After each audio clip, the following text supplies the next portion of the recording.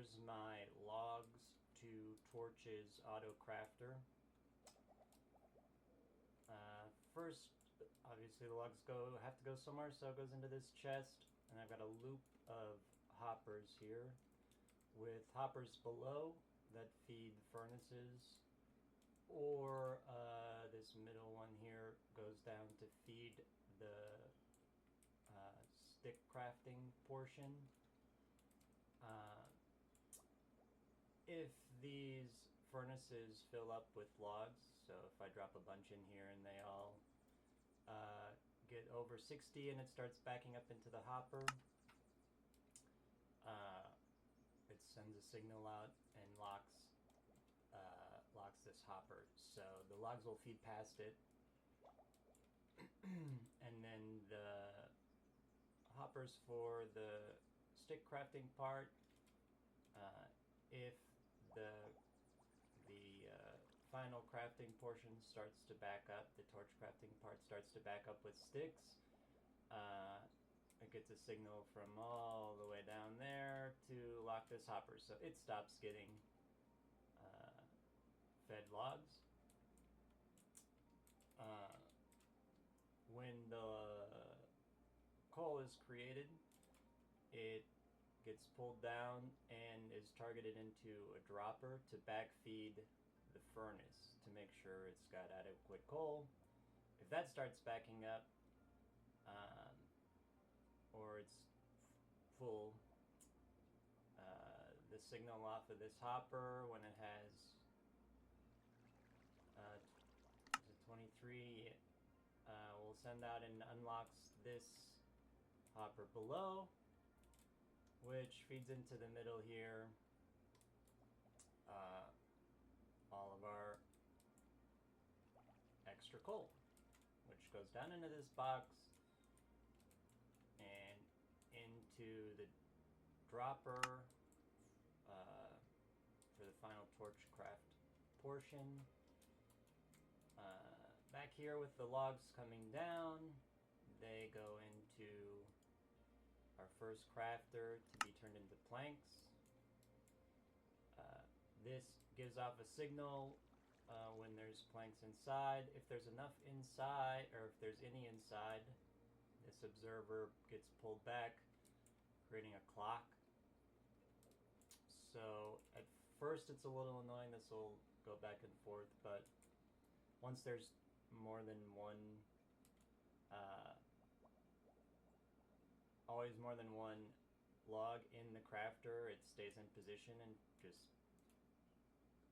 works as a clock until it runs out.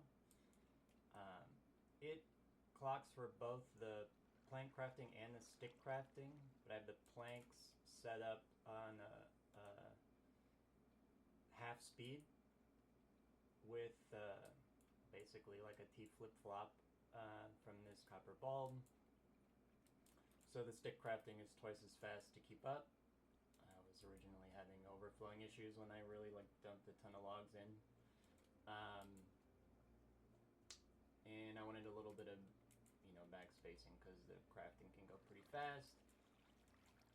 And so that spits into chest, and then this this chest is the one that monitors for if we have too many sticks. So when that puts out a signal of 2, which is like a stack and change, I think, of sticks, it sends our signal back up to lock it. And then this is a part that I struggled with and had to redesign a few times, but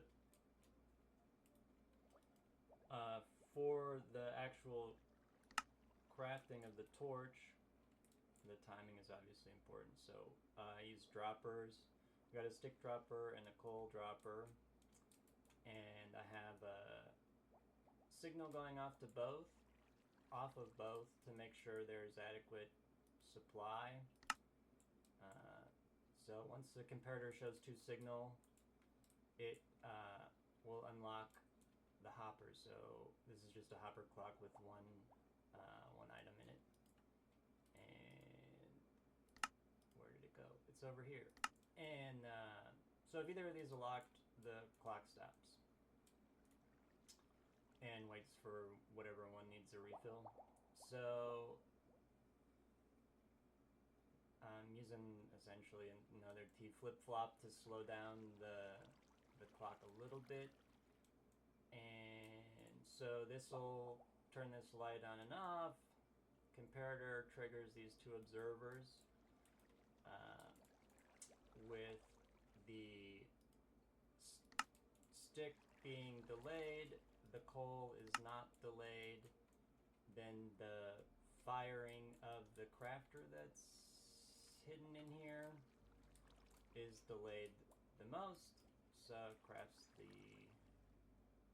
torches successfully. And then I just have it spitting out and going up here just for grins. So now I'll put some logs in here. So this is probably all being fed into here. And I'll let this go a little bit, but then I'll start to fill these up so we're not waiting for forever. So we can see the auto lock part here, I guess. So there, this locks now, so it's going to skip this one and go over to here until we have the same situation. Fill this up quick. So now this is locked. We'll lock this one also.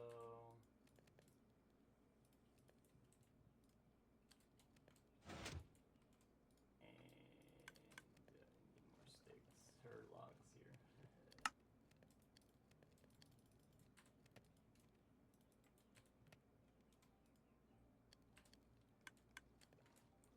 Okay, so those are all now locked, and we're down feeding wood. So you can see our pistons retract. We've got the signal going. It caught up. So then it shuts off. And down here we've got sticks building up, so it is locked the log hopper, I guess is what happened.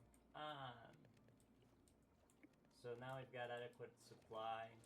Is everything up here locked up? So these are just going to be going in a circle now. And now you can see it's crafting the torches. And we ran out of coal, so we're waiting on that. We'll throw some more in here for grins.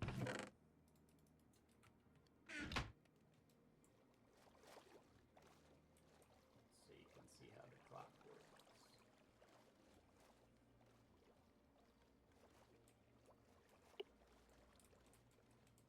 So there's a little room for compactness. I had to redesign a few things several times, especially this part up here. I feel like this could probably get simplified a lot yet. But I was really trying to avoid having any, running clocks and stuff when there wasn't anything in the system. And just try and have as much efficiency as possible. It would be pretty easy to just let stuff build up as a means of stopping it, but I didn't want to have too much stuff idle in the system. So we'll see if I tinker with it anymore, but for now it's going to be as good as it gets. Oh, I guess I should show that the torches do actually show up here.